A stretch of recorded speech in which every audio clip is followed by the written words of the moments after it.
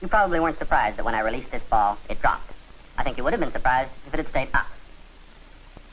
Now you suspect that it's suspended from a thread. But it isn't. The point is that you believe very strongly in the existence of a force called the force of gravity, a force which acts on every object that you've ever seen.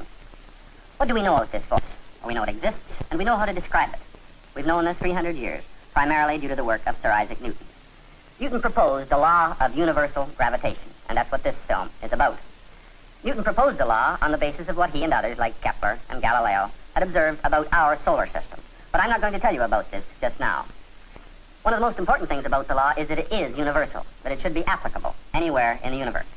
Well, you know that our sun is a star, and that there are other stars much like our sun, and they may have planetary systems, and there may be life, like ours, or much like ours, on these planets. Dr. Hume and I are going to pretend to be on a planet, Planet X, which is not in our solar system at all. And we are going to tell you, on Earth, how the law of gravitation was discovered on our planet, Planet X. Take it away, Planet X.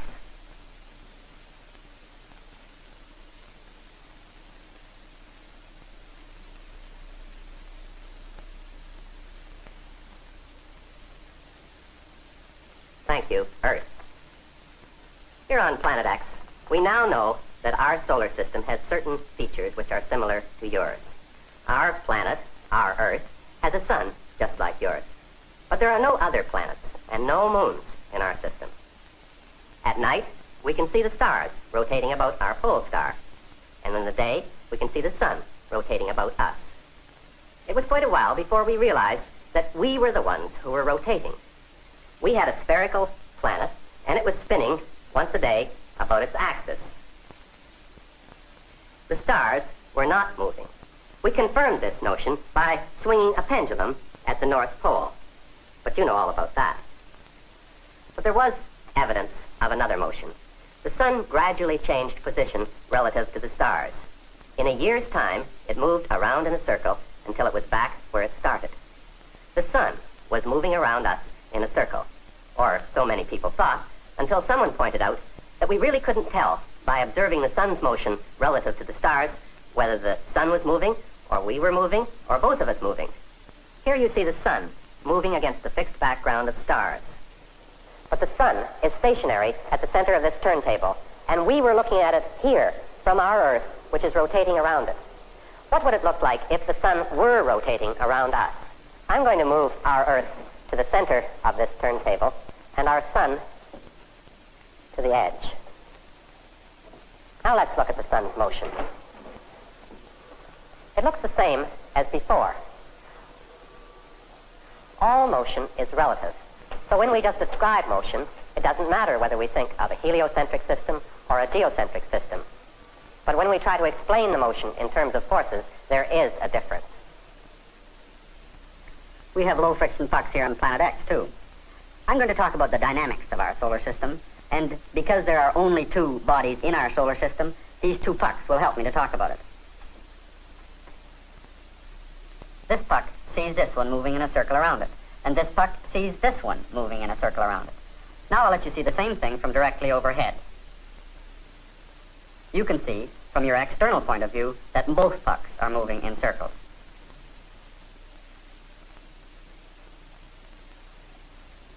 Now I'll do this again with two pucks of different mass. This puck has a thicker base, and therefore more mass. Again, this time, each puck sees the other moving around it in a circle. But you see that the puck which has more mass is moving in a smaller circle, from your external point of view.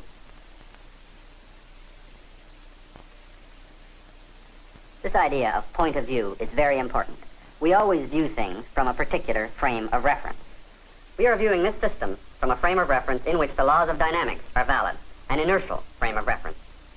A frame of reference fixed on either of these pucks would not be an inertial frame because each puck has an acceleration relative to our inertial frame.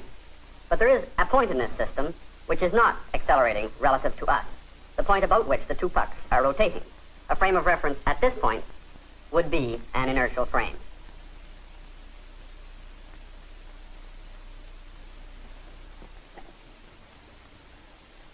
Suppose I use an even larger mass ratio.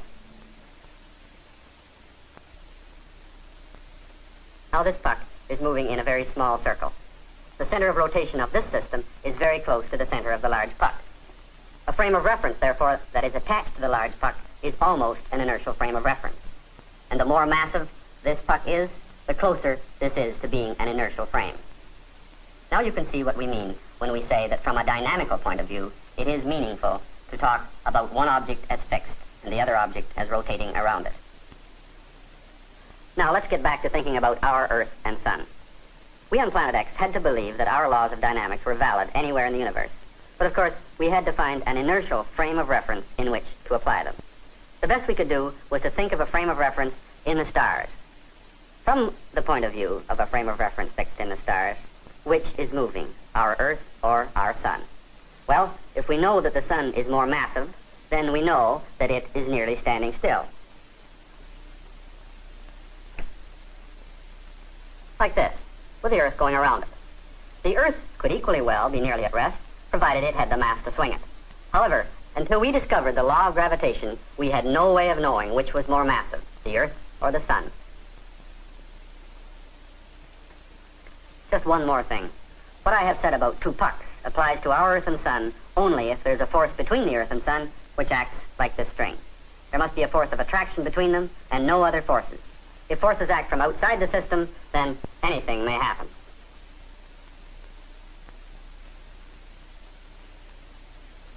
Dr. Ivy has explained that we couldn't understand our solar system until we found out about gravity. So I'm going to go back to the beginning of the story. Everything we drop on Planet X falls with the same acceleration. There is a mysterious force attracting everything in towards the center of our Earth. We invented the word gravity for this force, but of course that doesn't make it any the less mysterious. We felt that gravity might extend into space, even as far as the Sun, and perhaps it too was a falling object. We went as far as working out the acceleration of the Sun relative to the Earth, and it was very different from the acceleration of objects at the Earth's surface. We didn't have any other objects in space to make measurements on, so there the project ceased. We lost interest in gravity until recently, when it became fashionable to think about space travel. Then it was clear that we must explore the space around our planet to see if there was any change in gravity as we went away from the surface. We knew that at the surface, the acceleration due to gravity was always directed towards the center of our Earth and remained roughly constant in magnitude wherever we went. So we thought that as we moved away from the surface, the magnitude might change, but the force would always be directed towards the center. It would be a central force. This would be just the kind of force necessary to hold a satellite in orbit. The satellites we planned to send up were to have a very small mass relative to our Earth. So as far as the dynamics of these satellites is concerned, we could think of them moving in orbits about a fixed Earth. This peg represents our Earth, and we could time the period of the satellite, measure the radius of its orbit, and calculate its acceleration. This acceleration would be due to gravity at this distance from the center, the Earth. And if gravity behaves in the same way as it does at the surface, this acceleration would be the same for any mass of satellite at this distance. So in this way, we hope to measure the strength of the gravitational field of our Earth in space. By the time we were ready to send up a satellite, we were pretty advanced technically, even though we hadn't discovered the law of gravitation yet. We could track the satellite and record its position and velocity very accurately. This equipment is designed to demonstrate what the path of the satellite was like. The path will be displayed on this oscilloscope. The central spot represents the Earth. What we did was shoot the satellite straight up high enough so that we were sure our atmosphere wouldn't interfere with its motion. Then we shot it sideways. We didn't know what the force of gravity would be on it at this height. We didn't know if there'd be any force on it, for that matter. We just shot it sideways. If it had kept moving with constant velocity, we would have known that there was no force acting on it. If there was a gravitational force, and we happened to give the satellite just the right initial velocity, then we would see a circular orbit with the force of gravity the right size to be the centripetal force. Well, this is what we observed.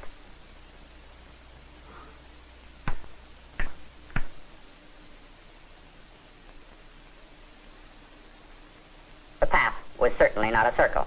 However, there must have been some force acting, because the satellite did not keep moving with constant velocity. It went into orbit around us.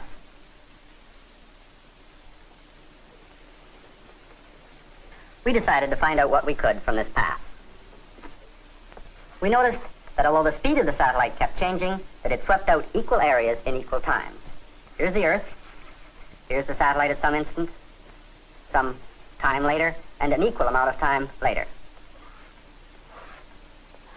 This area is equal to this area. These distances are not the same, but these areas are. We deduced from our knowledge of dynamics that this meant that there was a force acting on the satellite which was always directed towards the Earth. What Dr. Hume calls a central force. There's a central force acting up here just as there is at the Earth's surface. Well then, why didn't we get a circular orbit? Just because we didn't give the satellite the right initial velocity. It turned out that it was rather fortunate that we didn't have a circular orbit, because this kind of a path explores space at different distances from the Earth's surface. When we looked more carefully at the orbit, we found that it was an ellipse with the Earth at one focus. What did this mean? We put our mathematicians to work on this, and it took some time, but finally one brilliant man came up with the solution.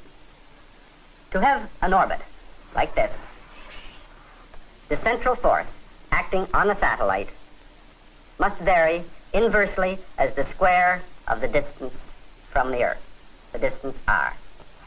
F is proportional to 1 over r squared. It is rather difficult to show mathematically that an elliptic orbit with the Earth at one focus indicates an inverse square force law, but this model will help you to believe that this is so. The center of this model represents the Earth. Now watch what happens when I release a ball at a certain distance from the Earth. It accelerates in towards the center. This represents the attraction of gravity. The shape of this model is carefully designed so that when you look at it from directly overhead, it seems to provide a force on the ball toward the center, which varies inversely as the square of the distance. Now I'm going to put the ball into orbit.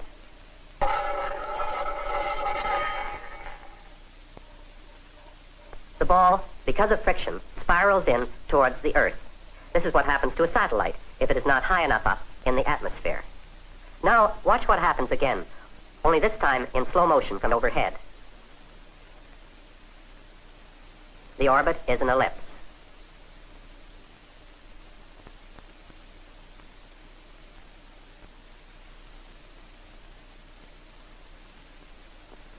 One satellite gave us this information.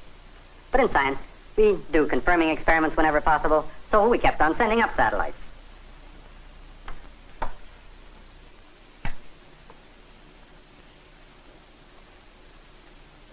The second satellite was in a different orbit, but it was an ellipse, and again verified the inverse square force law.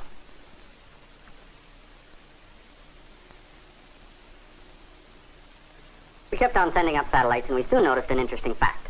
The easiest things to measure about a satellite are its average distance away and its period. We discovered that the ratio of the average distance cubed to the period squared is a constant. It's the same for all of the satellites that we sent up. The actual number was 1 times 10 to the 13th meters cubed per second squared. This number does not depend on the mass of the satellite.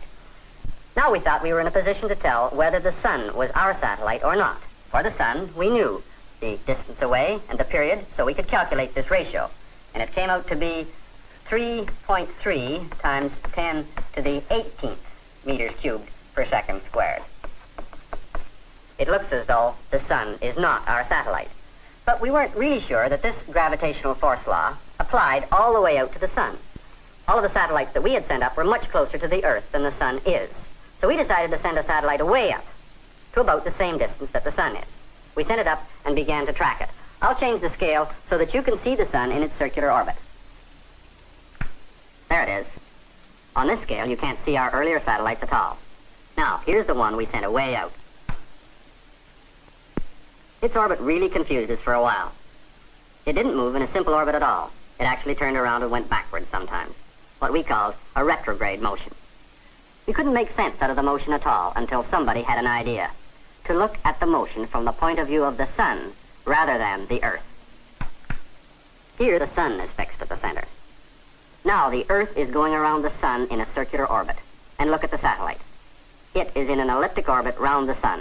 The motion is simple.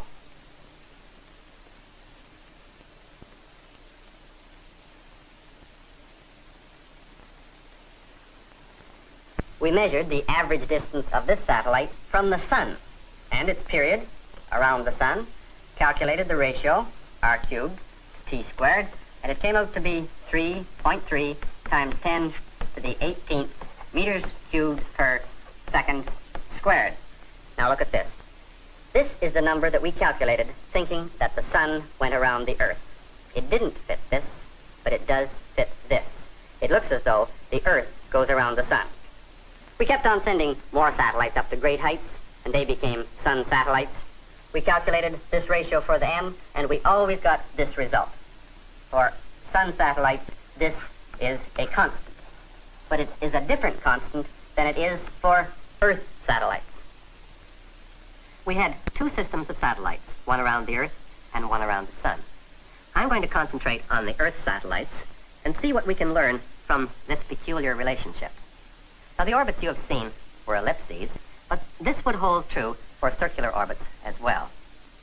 This is the force required to hold a satellite in a circular orbit, and it must be supplied by the gravitational attraction of the Earth on the satellite. Now, we already know that the gravitational attraction would be inversely proportional to the radius of the orbit squared, and of course, gravitational force is always proportional to the mass of the body acted on. I'll put in a proportionality factor. This is the force needed. This is the force available. So for a circular orbit to be stable, these two must be equal. Now you'll notice that the mass of the satellite cancels from this equation. A satellite's orbit does not depend at all on its mass. Now I'm going to rewrite this equation. R cubed over t squared is equal to the factor divided by 4 pi squared. This is the ratio that we found was a constant for all the Earth satellites. So this factor is a constant for all the Earth satellites. But it is not a universal constant. The factor would be different for the sun satellites. So this factor must depend on some property of the Earth. But what property? How could we ever find out? Well, we were fortunate here on Planet X in having a man of genius who pointed out that if the Earth exerted a certain size of force on the satellite, then the satellite must exert the same size of force on the Earth. Now, we already have an expression for the force of the Earth on the satellite. This same kind of expression must give the force of the satellite on the Earth.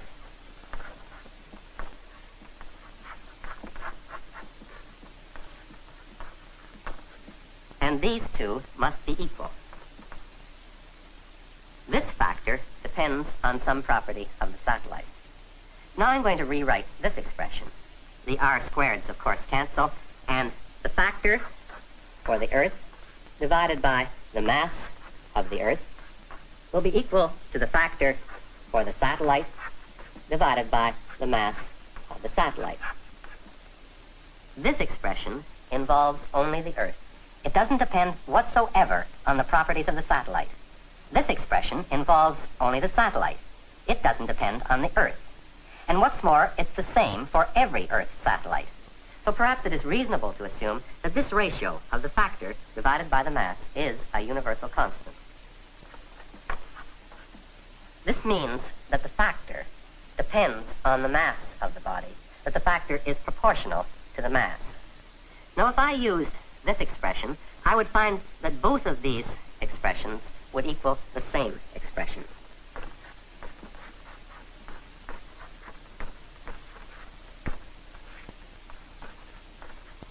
I have found one expression for the force between two bodies, a law of gravitation.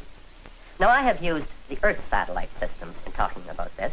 I could equally well have used the sun satellites. And if I had, I would have found this same result, except that the mass of the sun and its satellite would appear instead of the mass of the Earth and its satellite.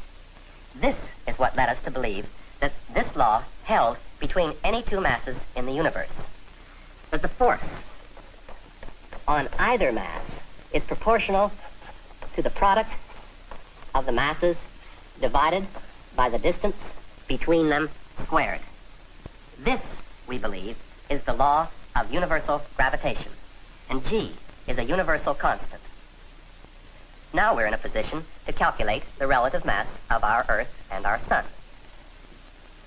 Dr. Ivy worked this out, and you can show for yourself that it is true, that the ratio of the masses is equal to the ratio of either the small k's or the large k's.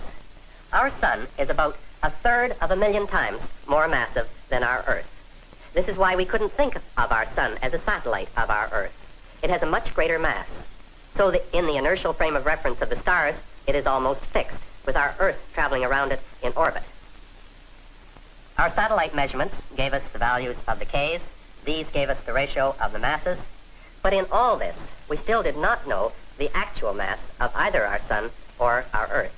To find these, we would need to know the value of the universal constant. We realized that we would have to do an experiment to measure the size of the force between two bodies in the laboratory where we knew both the masses. Then we could calculate G.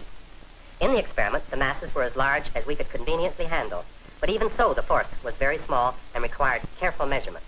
But we finally did it, and this ended our investigation of gravity.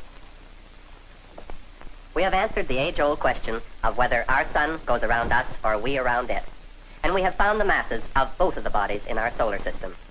Perhaps our theory of gravity may need to be refined a bit, but at the moment we are confident that our space travel program has a solid scientific basis. And that's how the law of gravitation was discovered on planet X. The way it was done was different than it was in our solar system because the system was different. But the result is the same because the law is universal. We pretended to be on planet X because we wanted to add experimental evidence, bit by bit, using the satellites we sent up, so that you could see the steps involved in the discovery of the gravitational law. But this isn't how it happened in our solar system at all. It was discovered long before there were man-made satellites. And this was only possible because there were satellites. We call them the planets and moons. Most of the steps that we described on planet X were taken by one man, Sir Isaac Newton. You may have noticed that in the play we said things like a brilliant suggestion was made or we had a man of genius, so on. On Earth, this was always the same man, Newton. Newton could not do experiments with satellites. He had, in his work, to use the evidence of others about the motions of the planets and the moon and the sun. What's more, he didn't have the principles of mechanics and the tools of mathematics at his disposal, as the Planet X scientists did. He had to invent them. He formulated the laws of dynamics. He developed the necessary mathematics. For instance, he showed that the kind of elliptic orbits that we had could only result from an inverse square force law. Newton realized that the planets are not only attracted to the sun, but to each other, and that their orbits are slightly affected by this. In fact, if a planet has no moons, its mass can be determined from the way that it perturbs the orbits of the other planets. Newton realized that our moon is attracted not only to the Earth, but also to the sun, and its orbit is perturbed slightly. But in our discussion of satellites, we ignored the effect that the sun would have on our Earth satellites and the even smaller effect that the Earth would have on the sun satellites. And this was justifiable because, really, all these effects are very small. One thing to remember is that Newton only knew the relative masses of the bodies in the solar system. It wasn't until about 100 years later that Cavendish performed the experiment to measure the universal constant. Over the years, the evidence in favor of Newton's law has been so convincing that when it came time for us to think about space travel, the fact that the satellites we launched bore out predictions based on Newton's law wasn't even newsworthy.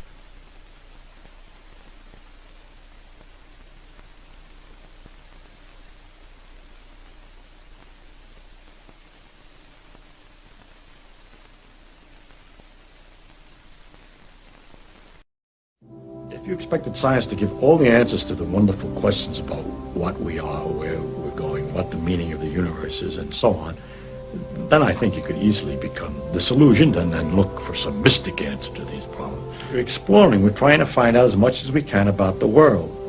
People say to me, are you looking for the ultimate laws of physics? No, I'm not. I'm just looking to find out more about the world. And if it turns out there is a simple ultimate law that explains everything, so be it. That would be very nice to discover.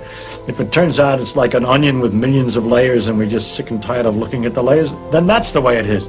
But whatever way it comes out, its nature is there and she's going to come out the way she is. And therefore, when we go to investigate it, we shouldn't pre-decide what it is we're trying to do, except to find out more about it. And so altogether, I can't believe the special stories that have been made up about our relationship to the universe at large, because they seem to be too local, too provincial. The earth, he came to the earth. One of the aspects of God came to the earth, mind you. And look at what's out there. How can it isn't in proportion. It also, another thing, has to do with the question of how do you find out if something's true. And if you have all these theories of the different religions, have all different theories about the thing, then you begin to wonder. Once you start doubting, which I think to me is a very fundamental part of my soul, is to doubt and to ask. And when you doubt and ask, it gets a little harder to believe. I can live with doubt and uncertainty and not knowing. I think it's much more interesting to live not knowing than to have answers which might be wrong. I have approximate answers and possible beliefs and different degrees of certainty about different things, but I'm not absolutely sure of anything, and there are many things I don't know anything about. But I don't have to know an answer. I don't feel frightened by not knowing things, by being lost in the mysterious universe without having any purpose, which is the way it really is as far as I can tell, possibly. It doesn't frighten me.